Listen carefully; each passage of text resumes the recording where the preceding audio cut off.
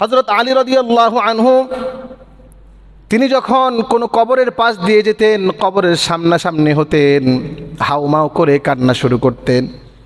দুই চোখ বেয়ে ওনার অশ্রু পড়ত আর উনি হাউমাউ করে কান্না শুরু করে দিতেন।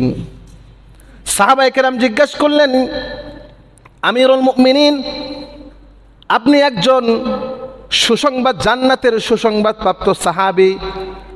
আল্লাহ রাব্বুল আলামিন দুনিয়াতে যে 10 জন সাহাবীকে জীবদ্দশায় জান্নাতের সুসংবাদ দিয়েছেন, আপনি তার মধ্যে একজন অন্যতম।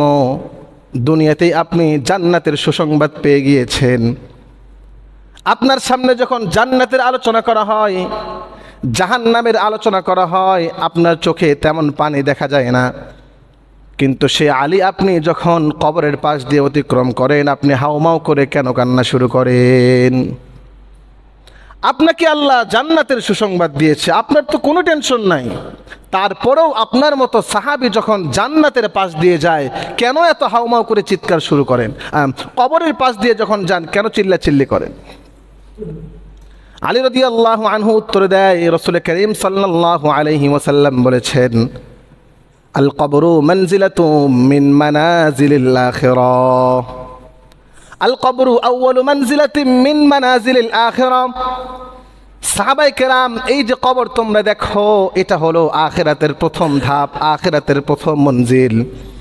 যে ব্যক্তি কবর থেকে মুক্তি পেয়ে যাবে, কবরের শাস্তি থেকে মুক্তি যাকে দেওয়া হবে, সে অন্যান্য ধাপ থেকে তাকে ক্ষমা করে দেওয়া হবে।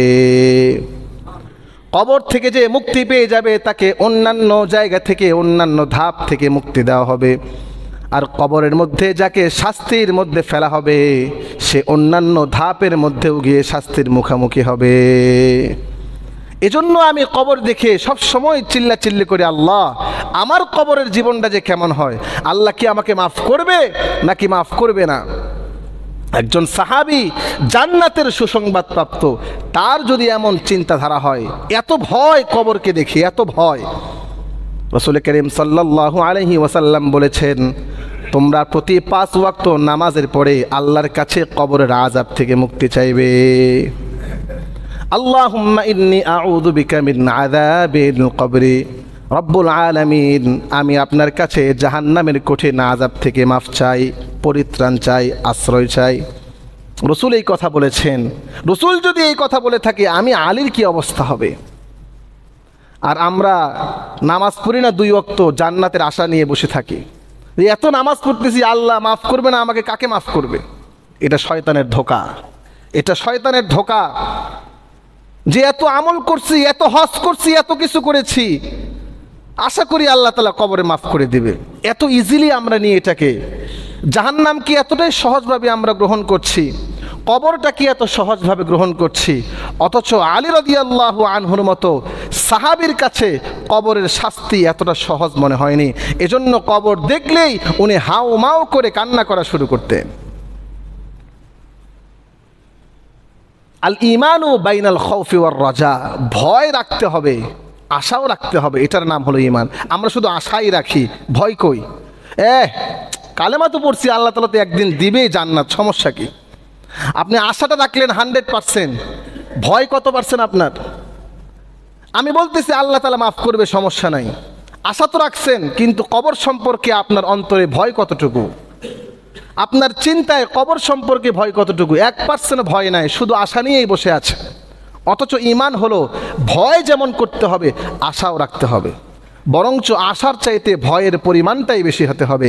আর আমাদের অবস্থা, আমরা 2 ওয়াক্ত নামাজ পড়ে ভয় তো দূরের কথা, পুরোপুরি আশা নিয়েই বসে থাকি।